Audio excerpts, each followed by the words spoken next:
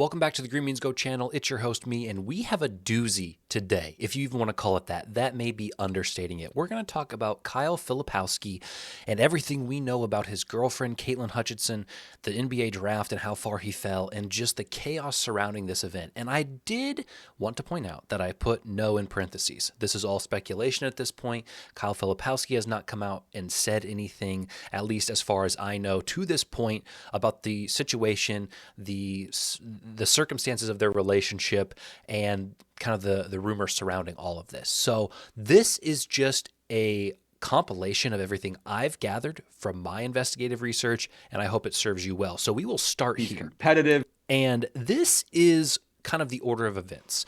This is the first thing that kind of got the ball rolling. It was a segment on the Low Post, a podcast by ESPN talking about the NBA. It's an NBA podcast. And what you're about to listen to is these two guys talking about the draft stock of Kyle Filipowski and about his girlfriend. And at this point, this is very new. This is very under the radar. This is very kind of not top secret. I mean, now it's going to come out and look like it's top secret, but this is very held close to the chest information. And so these guys being on the inside of being at ESPN and having access to all these channels of communication knew some things about Kyle Filipowski and his girlfriend. So their comments on it are naive and innocent.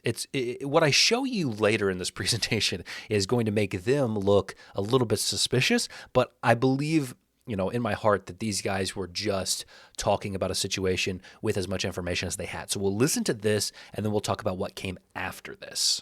The workouts weren't great. People tell me there were question marks about the interviews. They said he was nervous. He didn't make shots at the pro day. What's going on with his girlfriend? This is all nonsense. It's hard to find a 7-footer like Kyle Filipowski who is this skilled. Somebody needs to draft him very early in the second round. Wait a second. I'm obviously out of the loop on what the young kids are talking about. What's going on with his girlfriend? You need to elaborate. Older girlfriend. She's like 25 or 26, and people are like, "Oh, this is weird." And it's like, give me a freaking break, guys. That's not that. What? He doesn't talk to his parents. It's oh my God! I got to get this guy on the podcast. I got to get them both. Okay, so these guys did not understand the magnitude of this situation, I don't believe. They view this as a 20-year-old dating a 25-year-old. Who cares, right? And in that context, right, who cares? But when you look at the background that I'm about to show you, I think everyone should care, at least a little bit. So this was like after the first round, they recorded this. So the first round of the draft happens, Kyle Filipowski doesn't get drafted, and they're kind of talking about like, what's going on? Why isn't this guy getting drafted with his skill set? Maybe it's his pro day. Maybe it's his awkward interviews. Maybe it's his girlfriend, right? They're trying to reason through it. So this guy, the Warner West, posts this podcast, posts this clip and said, "This led me down an insane Filipowski rabbit hole." All right. And he admits that the guys on the podcast were doing Filipowski's girlfriend a lot of favors in the description of the situation. And he is saying, the Warner West is saying, this situation looks very iffy and suspect, and we'll go forward. And this is where we come back to what we know about the situation. Kyle Filipowski's mom allegedly responds to this post by the Warner West with this clip. Okay. Now, this is where I have the biggest question marks, right? Becky Filipowski at 5ball in time. The Twitter profile is very underdeveloped. It could be his mom. I mean, whose mom has a very extensive Twitter profile, right? She says, and we'll call her she, we'll assume this is actually his mom. You are opening a 2-year issue, and she is 28, with an in-game 3 years ago to have a diamond ring on her hand when Kyle left Duke. He was still in high school. So his mom comes out, and this has 164 retweets at the time, and says, this woman, Caitlyn Hudson, has been grooming my son, all right, to eventually become his wife, and it was doing so when he was a minor, okay? And that's not all. This adds a little bit more credibility and makes this situation certainly more worse, dangerous, okay, disgusting. Daniel Filipowski, his brother, says, "I'm Kyle's oldest brother. You all don't have a clue of the extent of the story that has to do with his girlfriend. There's a story that has been pushed under the table for nearly 2 years now." The Warner West, the original guy who posts this, having no idea probably that his family members would actually respond, says, "Hey, if you want me to take this post down, I will do so. Like, I'm not trying to start anything. And he says, if the guys on the podcast respond to my DMs, they would be able to get the full story that no one knows of outside of the Duke coaching staff and Kyle's agent. And so Daniel's kind of admitting our family knows these secrets.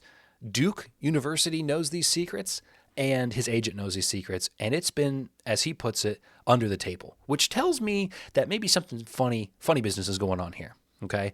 And so this guy says, oh my goodness, hit up these podcast guys. I'm not the guy to break this news for you. You should probably go to the Low Post and see if they can interview you. He says, other than messaging on Instagram, I don't know how to get in touch with them, but look up and read on Mormon grooming and brainwashing, and you'll find some introductory details in there to connect some dots into the story of what's going on here. So Daniel Filipowski, Kyle Filipowski's brother, on Twitter, plain as day, less than a day ago, comes out and says, my brother is getting groomed by this Mormon woman, older Mormon woman, and has been for some time now. Okay. He also says there have been numerous people that could have listened a while ago to uncover this, and they continue to say this happens all the time. I promise you this story is a one of one. Okay, so here's my first comment, and I'll talk about this at the end. This is the double standard in our culture. Women, older women, younger men, is looked at from the man's perspective as being cool, right? If the roles were reversed and a 25-year-old man was dating a teenager, the world would object at the highest degree, and rightfully so. But when a woman of an older adult legal age is dating a child, a minor, the culture says, good for him, go get him. Cougar time, baby. Gold digger, right? And it's sick. All right. And I think it's something that needs to shift. But I think what Daniel Filipowski is commenting on here is we as a society let this happen because we assume, okay, men can consent no matter the age, right? And this gets into like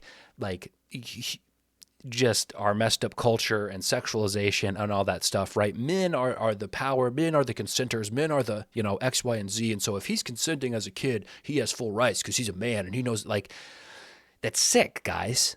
Like, this is a sports channel. I'm not trying to be, I get political on here every once in a while, but like, understand that that's not good. Okay. That's backwards. That's illegal.